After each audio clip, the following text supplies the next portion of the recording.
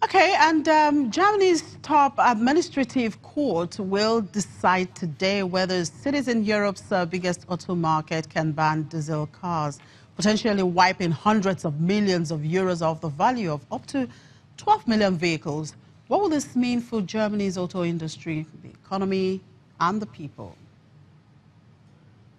Yeah, this is a verdict that was actually just happening not too long ago. It's a breaking news story here on all German TV channels as well. And yes, this court in Leipzig has now stated that the diesel bans could be in effect, starting with two cities, in the city of Düsseldorf, a major city in the western part of Germany, and also in the city of Stuttgart in the German state of Baden-Württemberg. Of course, this is going to have a huge impact for car makers. We could see the first diesel cars being banned already out of these cities by the end of this year. And of course, we have to remember that diesel car sales have been dropping already this year or the last year because of the Dieselgate scandal. Now, everybody will have to rethink if it's really now going to make sense to buy again a diesel car, because this verdict most likely is going to mean that also other cities here in Germany, also potentially in Europe, would enforce such a ban for their cities in order to make their cities more clean. As an immediate result, we have seen that the shares of the big car makers here in Germany, such as Volkswagen, Daimler, and also BMW, they are all down at the moment at a level of about 0.5 up to a level of actually 1.7%. And yes, the car industry was alerted. We really have to see what all of this is going to mean, who also has to pay for this, because and that's what's making many car owners here also in Germany very upset. There has been this thought that maybe the individual taxpayer might have to pay for possible updates of those cars. So still lots of question marks. One thing very sure, and I'm one of them. I also have a diesel car right now standing and waiting for me at home, basically, that even though shares were not dramatically dropping so far, at least, that the value of a diesel car right now, today, with this verdict, has really lost lots of its value today. Oh, well, I wonder what you're going to do with your diesel car by the time that is banned there. Thank you very much for your time. Thank you for your time, Daniel. All right, we'll move on straight now to commodities market. U.S. oil prices rose for a fourth session today to near a three-week high, hit a day earlier, supported by signs of robust production curbs by OPEC and non-OPEC countries and a slight fall in U.S. production. Let's see what the outlook is like. Nosike Wajide, one of the research analysts at Financial Derivatives Company, joins me now. Good afternoon, Nosike. Thank you very much for joining us. Good afternoon, Chimisa. So oil price is hovering around $67. What is your forecast as we head into March? Okay, the forecast is for, well, about a month ago, in late January, we saw a sell-off in the oil market. We saw prices fall to about $62.5 a barrel, and we think that's the support level.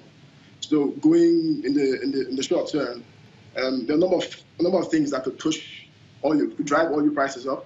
There's the commitment by OPEC and Russia to keep oil curbs in place. There's also a strong and prolonged winter in Europe, and we know it will fizzle out by the start of spring, which is next month. So, I mean, that is right now, that's really giving some support to oil prices.